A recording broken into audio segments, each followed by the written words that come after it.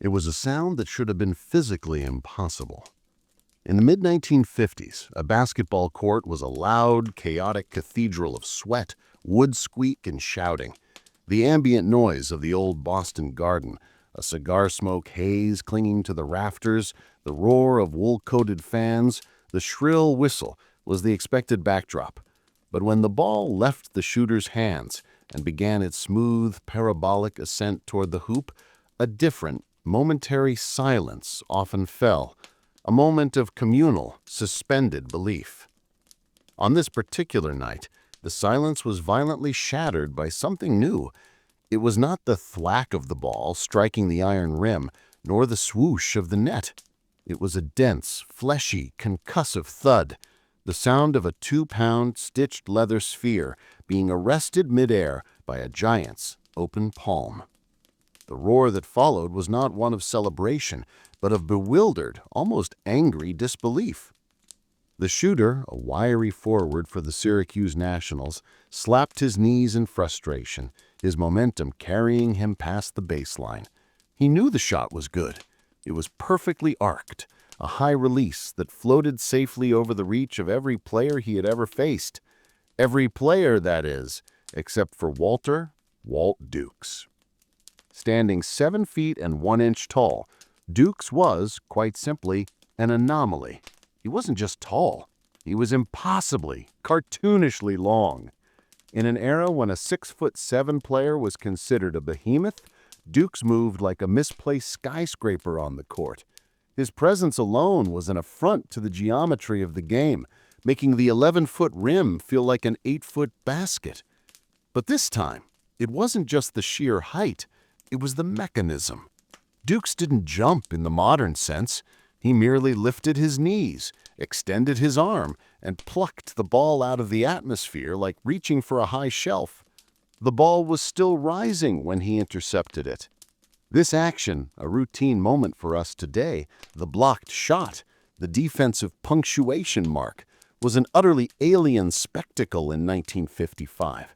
It was a violation of basketball's fundamental laws of gravity and trajectory. The block, as an offensive stopping, game-changing move, had not yet been fully invented.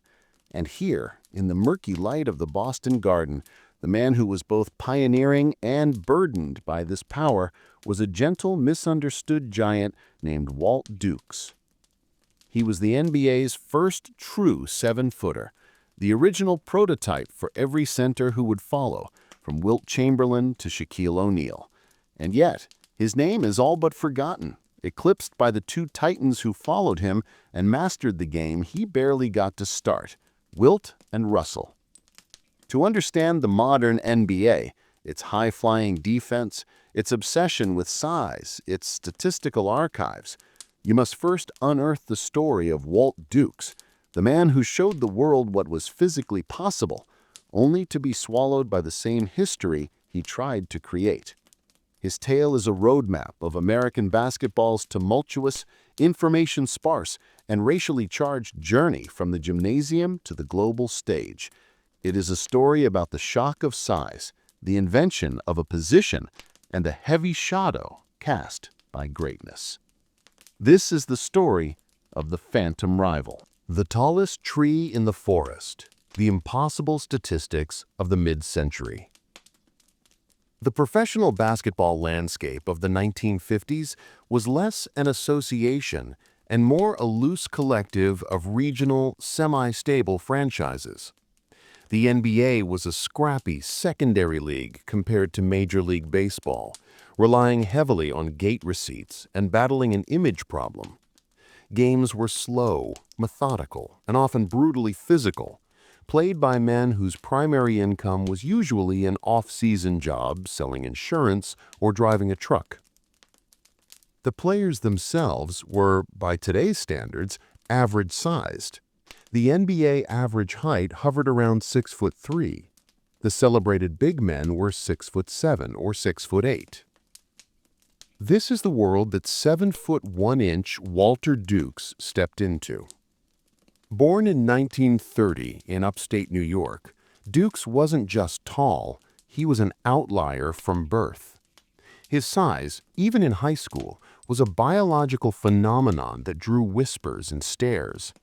He was a beacon in a sea of average heights.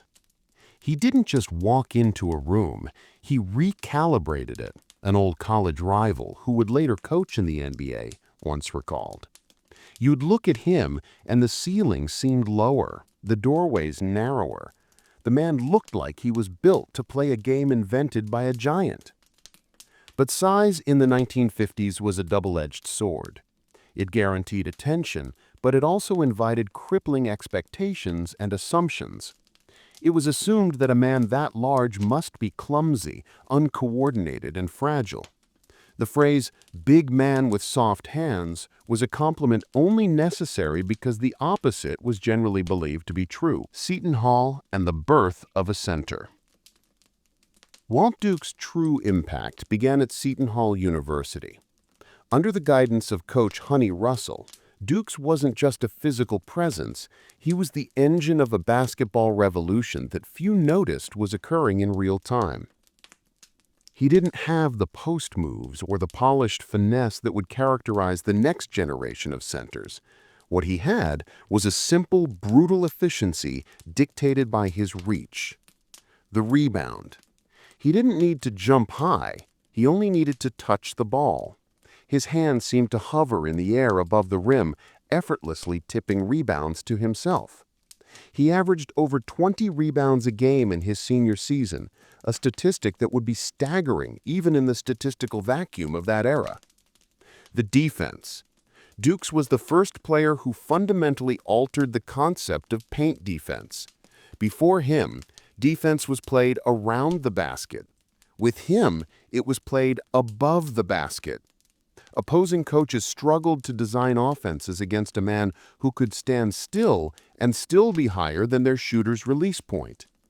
Dukes was the human equivalent of a no trespassing sign painted on the lane. The draft, the salary, and the league stare. In the 1953 NBA draft, the league understood it had to have Dukes.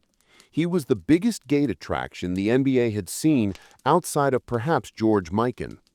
The league, desperate for star power, was willing to pay. Dukes was drafted by the New York Knicks, then a power in the league, but immediately had his rights traded to the Baltimore Bullets. This was the first strange chapter of his professional career.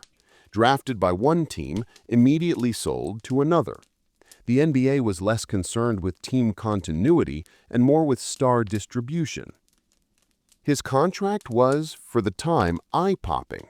He was one of the first players to receive a contract valued at over $10,000 for a single season, a major league salary in an era when most players earned $5,000 to $7,000.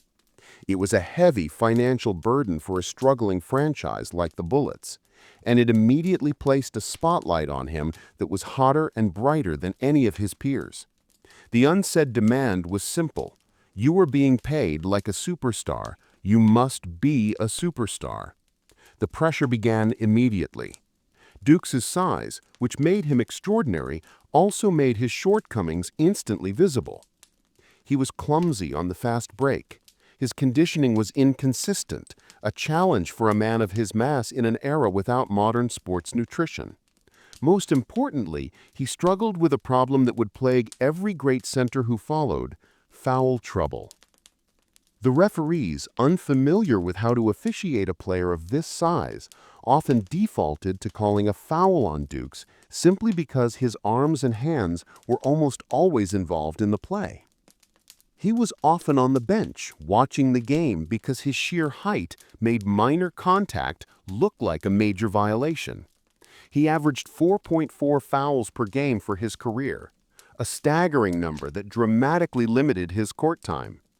Walt Dukes was a weapon built for the next century, deployed in the wrong war. Comment for next part.